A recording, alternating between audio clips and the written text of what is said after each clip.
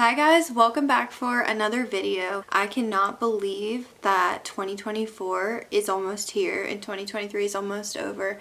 It feels crazy because it just feels like so recently. I was filming a similar video last year, watching other people's videos last year of like everything they read this year, and it's just crazy to think that in a couple days, I'm filming this on I think December 28th, in a couple days it's gonna be the new year, which is wild. But today I'm gonna be sharing with you guys my favorite books of 2023, and I went through my Goodreads and chose the ones, and it just happened to be 10. So I'm gonna be sharing with you guys my 10 favorite books of 2023. 3 of them are 4 stars and then 7 of them are 5 stars. So I'm really excited to share these because I love them, and I feel like this year was definitely a big mix of not many 3 stars, a lot of 1 stars and 2 stars, just things I did not enjoy, and then these that are like my favorites. I actually don't have any of the physical copies with me right now of these books.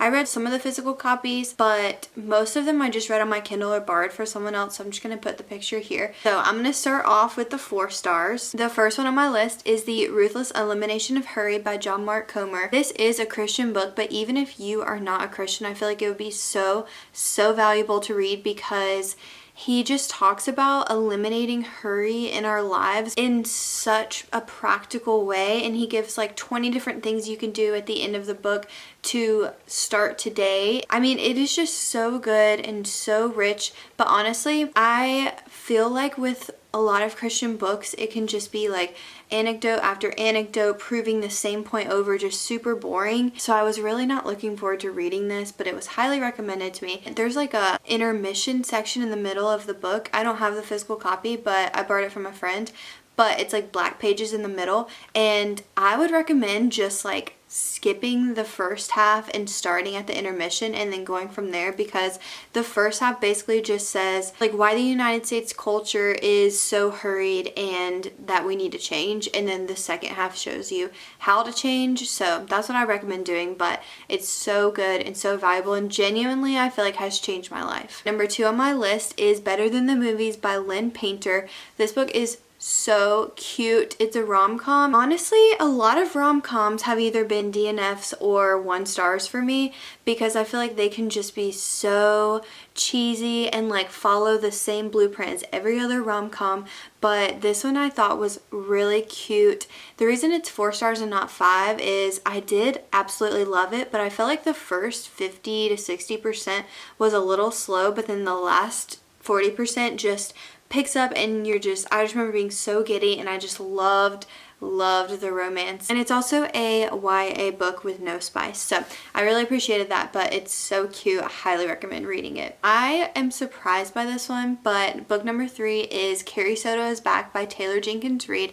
I borrowed this from my aunt this summer and read it, and oh my gosh, it is so different than anything that I've ever read before, and it's not really like a series, but it's kind of like a few books that are in the same world that Taylor Jenkins Reid wrote, and I read all of them, and all the other ones I gave 3 stars. I mean, I thought they were good, and she's a really good writer, but I just didn't love them. But Carrie Soto is Back I originally gave 3 stars, and then I've thought about it so much since the summer that I ended up changing it to 4 stars the other day.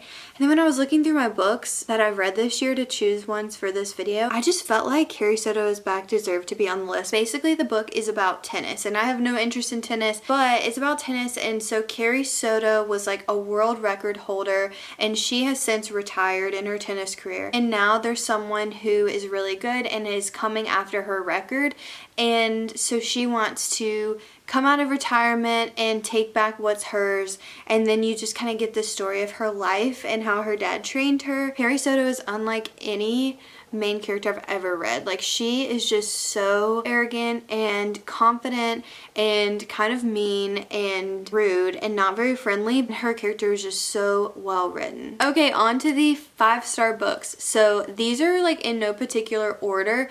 Really, they're just in the order of the way that I read them throughout the year. But first up is just the whole Harry Potter series. I listened to all of the audiobooks this year, actually twice. I just am a huge Harry Potter fan. If you have watched any of my other videos, you've seen Me and my husband go to Wizarding World a lot in Orlando and we just love it. And so I absolutely love Harry Potter. If you have not listened to it or if you never read it, then this is your sign to do that. I'm convinced that anyone who has never read it or doesn't know the story, even if you have seen the movies but have never read the books, I'm convinced if you try it, then you will love it because it's just so good. So that's number 4. I'm just putting the whole series, the Harry Potter series, 5 stars. And honestly, I would give 5 stars to every single book. Book number 5 is The Cheat Sheet by Sarah Adams. I cannot say enough good things about this book. I've recommended it to so many friends and family and I just love it. It's a rom-com about these 2 friends, a guy and a girl, and they have been best friends ever since they were young. There's fake dating. It is just so flipping cute. I had the giddy feelings the entire book. I just wish I could go back and read it for the first time again because that is how good it is. I am obsessed with this book. There's no spice and you should read it if you haven't already. Book number 6 is The Treasure Principle by Randy Alcorn. Shout out to my friend Anaya for recommending this to me. This is also a Christian book. It is very short. It's 100 pages, but the book is also this big. The print is large. I borrowed this from my friend and it is basically about the scripture. I should have looked this up before, but there's a scripture in the New Testament that talks about not storing up treasures on earth, but instead storing up your treasures in heaven. So the actual treasure principle is you can't take it with you, but you can send it ahead. It was just so good. So many good points and practical application. So contrary to literally everything the world will tell you. If you aren't going to read it, I want to share this with you. A few of my favorite points were the more you have to worry about. Talking about physical things you own and money and stuff. And also giving is the only antidote to materialism. So that's a little sneak peek into that book, but I would highly, highly recommend that. Book number 7 is probably my favorite book of all time so far, and that is Love and Other Words by Christina Lauren. I'm obsessed with this book. I think about it all the time. I've recommended it again to so many friends and family. It's another romance, but it's not a rom-com. It's about this girl. She runs into her basically childhood best friend / there was a little romance there after not having seen him for I think it was 12 years. There's still a bunch of feelings and tension on both sides, but you don't know what it was that made them basically break up when they were 18, and so you get the then and now perspective of what was going on back then and what was happening now, and oh my gosh, it is just so good. Definitely heart-wrenching and will really tear at your emotions. This is a 6-star book for me. I love it so much. You should definitely read it. Book number 8 is Happy Place by Emily Henry, and this book is so good. Originally, again, this was one that I was scrolling back through the other day and I saw it and I genuinely, at first I gave it 4.25 stars. But I have thought about it so much since I read it this past summer that I was this is totally worth 5 stars because I just love it so much. And it's basically about this couple, and I think they have been together for 8 years or something. Their friends invite them to a trip for the summer. They go on an annual trip every summer. The house is being sold that they usually stay at, so this is their last summer there. And so they show up, but they haven't told any of their friends that they actually broke up 6 months ago. And so they are having to fake date, and it's actually really sad. I just loved it though. It's not a rom-com really. It's more so just a romance, kind of the same genre as Love and Other Words, and I guess that's my favorite genre, honestly. But it's really, really good, and I've since changed my rating to 5 stars for sure. And honestly, I can't wait to read it again. Book number 9 is The Unmaking of June Farrow by Adrienne Young. I only read this maybe at the beginning of December. Oh my gosh, I was not expecting the love that I have for this book. It is just unlike anything I've ever read before, and this is going to sound like a weird comparison, but To me, it's almost like a mix between Inception and Redeeming Love. The Unmaking of June Farrow starts off really different than the direction that it ends up going in, but it's basically about this girl, June. Every woman in her family eventually ends up going crazy. Her mom went crazy and then ran away, and so she never really knew her mom. The book kind of starts off with her gran going crazy, and so June has decided that she doesn't want a family, she doesn't want a husband, she doesn't want any of that, because she doesn't want to subject them to the craziness. Like, she wants it to end with her. And then she starts seeing this red door everywhere. And I don't really want to go into more details than that because I want you to be able to have the same reaction as I did, just to not know anything really. But it's a lot of magical realism, sci-fi, romance, just like historical vibes too, and it's really, really good. I highly recommend it.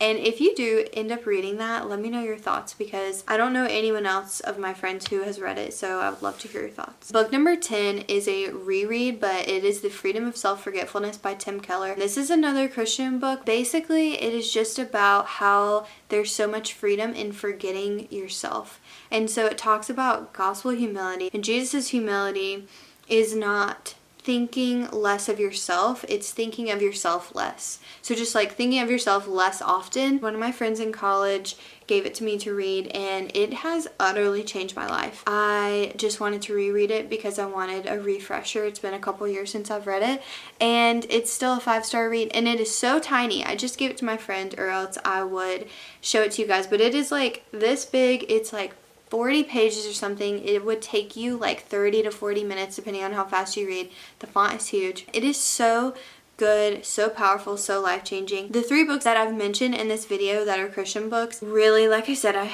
most of the time really dislike Christian books that are nonfiction because I just feel like they're so repetitive, so hard for me to get through.